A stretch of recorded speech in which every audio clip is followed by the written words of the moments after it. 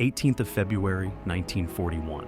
A freight train was loaded with tools, valuable machinery, and precious cars. It was en route to the French city of Bordeaux in an attempt to escape from the Nazi destruction. A life's worth of work and a personal masterpiece all depends on this operation. However, train never arrived at its destination and all of its traces were lost. Or is it? This is the story of Bugatti La Voiture Noire.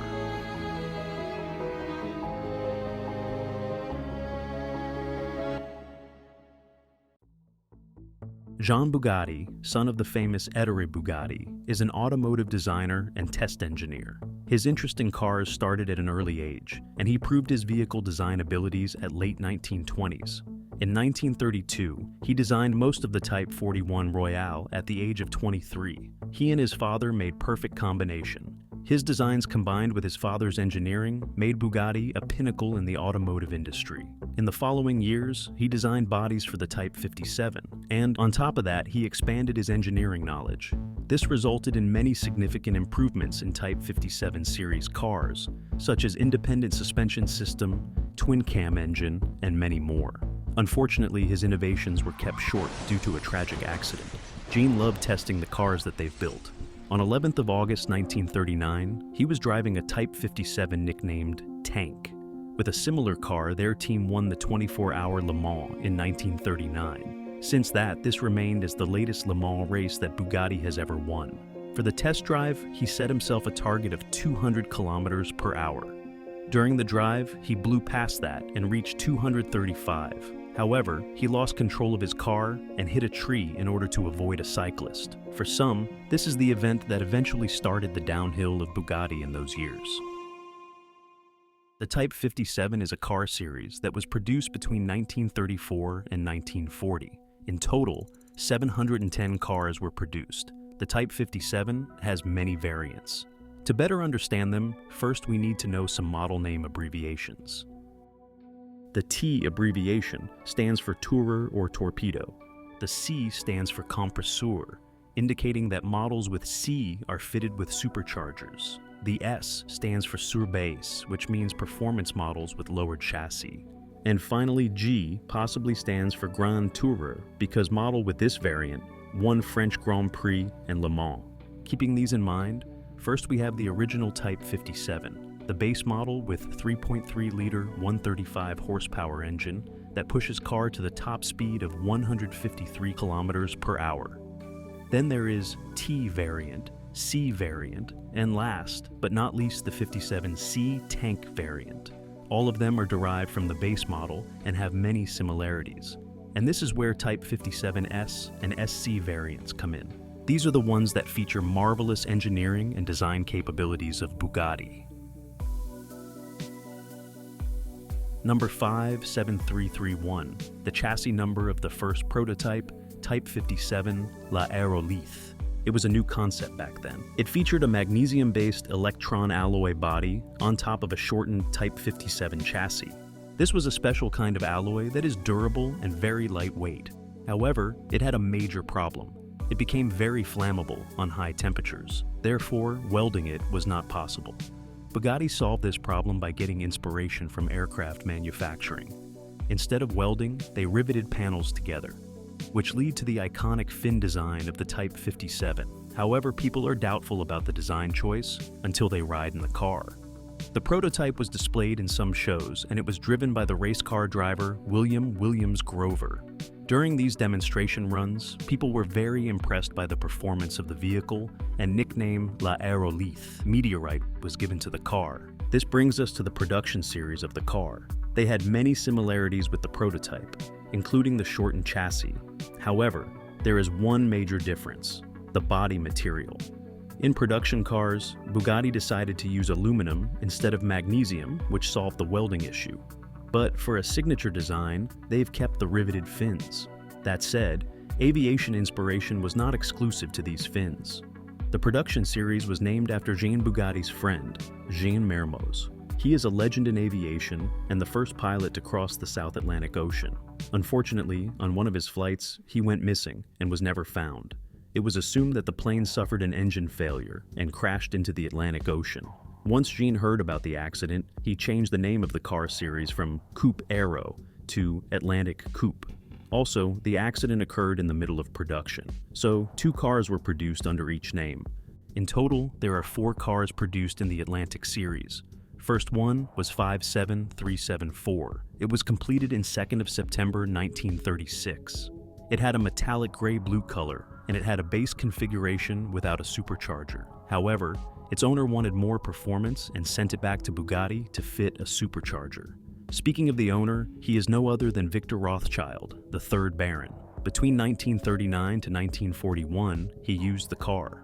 However, in 1941, the supercharger malfunctioned and engine blew up. So, he left it in the field. After that, the car changed few hands. In 1945, an American doctor bought the car and brought it to the US. In 1946, it was sold to a Bugatti enthusiast, Mike Oliver. Over the years, he converted car to US spec, painted red, and replaced the supercharger. In 1970, he sold it to Briggs Cunningham, and a year later, the car was sold to Peter Williamson. He restored car to its original state and owned it for 32 years until he passed away. After that, car was sold to a private collector, and today it was showcased in the Mullen Automotive Museum. Now, let's skip the second one. We will come back to it in a minute. The third one was 57473.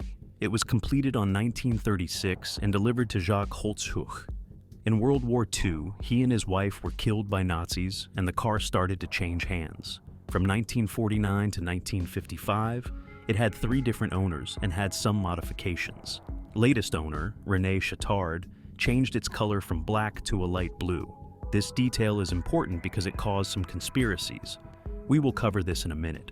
August of 1955, the car suffered a train crash, killing Chattard.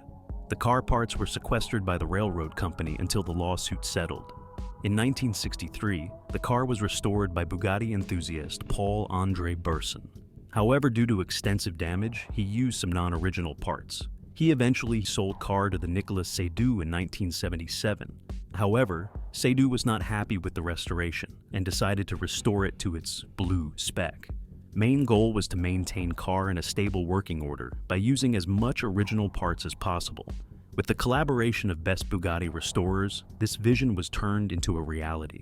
This brings us to the final production of Atlantic Series cars, 57591. Since it was the last car, it had some design updates, mainly the facelifted front and exposed rear wheels. It was built for the tennis player and barrister Richard B. Pope, and it originally had deep blue color. Just like the first car, Richard Pope wanted to add a supercharger and sent car to the Bugatti factory in 1939. He kept his car for 30 years, and after that he sold it to Bugatti specialist Barry Price. He kept it for another 10 years. After that, it changed hands 2 more times, and in 1988, Ralph Lauren bought the car. He restored car to its original 1938 version, but changed its color to black. Even with that, car is evaluated at $100 million and still belongs to Ralph Lauren collection. At this point, we covered 3 out of 4 cars. There is only one remain, 57453. It is no other than La Voiture Noire. According to the official page of Bugatti, Jean Bugatti made La Voiture Noire for himself and only allowed certain individuals to drive.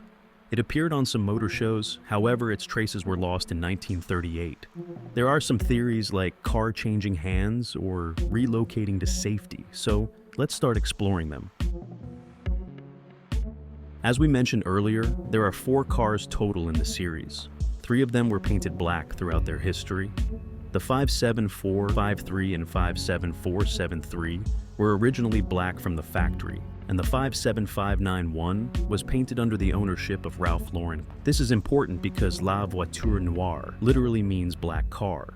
This raises the question, is 57453 actually even produced? Or is it just a nickname for one of these cars? Well, there is a clear answer to that. Gabriel Duhoux. He was an architect, an entrepreneur, and also a Bugatti customer.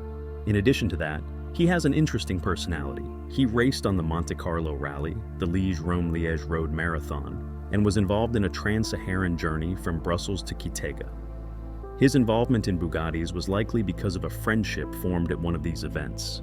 One such possibility could be that he met Louis-Alexandre Chiron during the Monte Carlo Rally. This was likely the case because he later sourced his Bugatti from Ernest Jules Friedrich, who was a patron of Louis Chiron back then.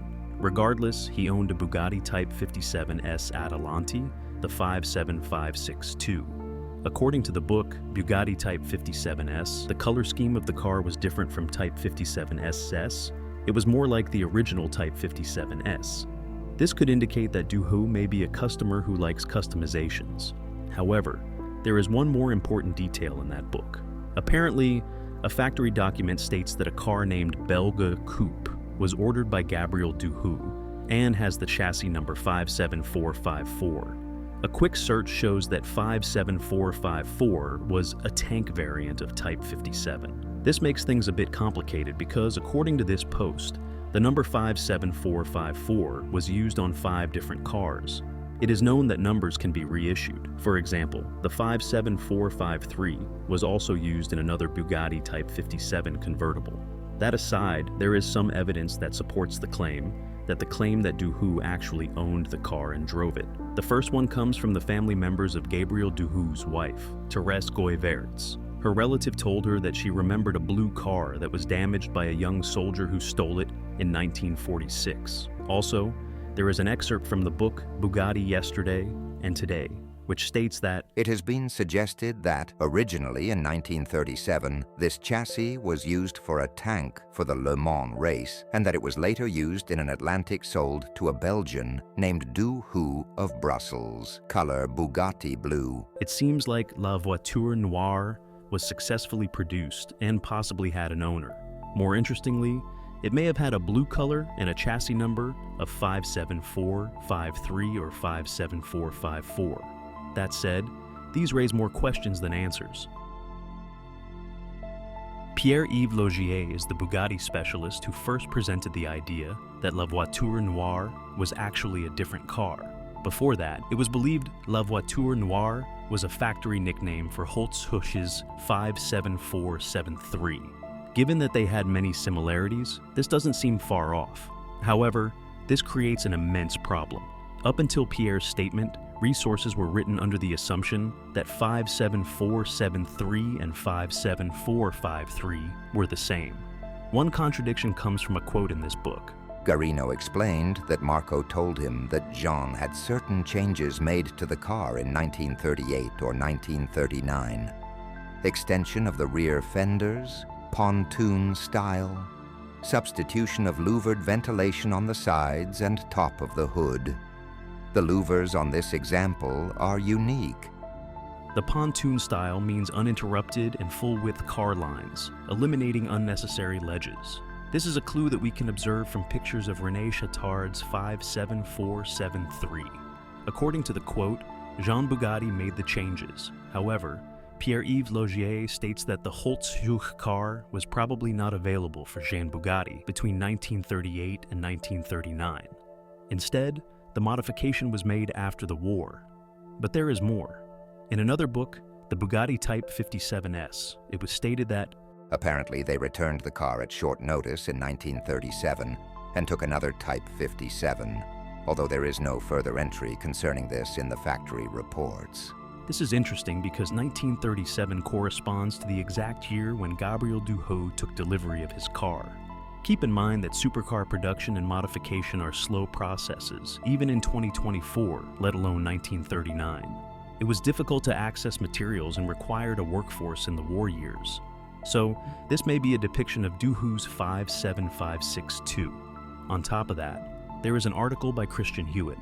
There, he mentions that a modification was requested by Robert Benoist, who was known to be a race driver who drove La Voiture Noire. So it is a possibility that Jean Bugatti modified it. There is also another article written by a French historian, Jess Pourret. There, Pourret mentions that La Voiture Noire was sold by Ernest Friedrich. Remember that he is the one who supplied Duhoux with a Bugatti. So according to that, the one who took the car to the factory in 1937 can be Duhoux instead of Holz-Husch. Moving on to 1939, we have access to a few more important details. First, it was the year when La Voiture Noire was documented as a black-colored car. Second, the chassis number changed. So there must be something that happened to the La Voiture Noire in 1939, because it was the year that 57454 was assigned to a Type 64 car. In order to carry that change, the car again has to come to a factory. Now, remember the train mentioned at the beginning of this video?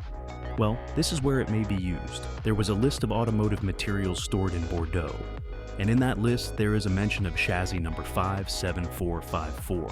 So, in fact, the car arrived in Bordeaux safely.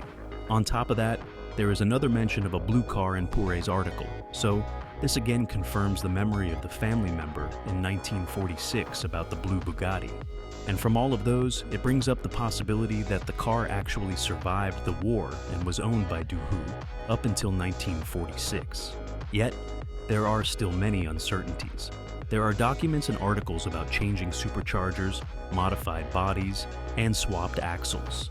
On top of that, one of the owners of 57473, Pierre Boncompagni, had a car that looked much like a Bugatti, a Talbot Lago T150 CSS, so the truth of the modifications may still be very hazy. In the end, the destiny of La Voiture Noire is still a mystery. Could Gabriel Duhoux have sold his car during his sickness, or perhaps he transferred to a high society member? Or the car has been scrapped and its parts were used in other cars? I personally have no guesses. In 2019, Bugatti released a masterpiece carrying the name La Voiture Noire as a tribute to the original one. Even the new version has its own mystery about who the owner is. I guess we will always have some mystery around the cars, both the original and the new one.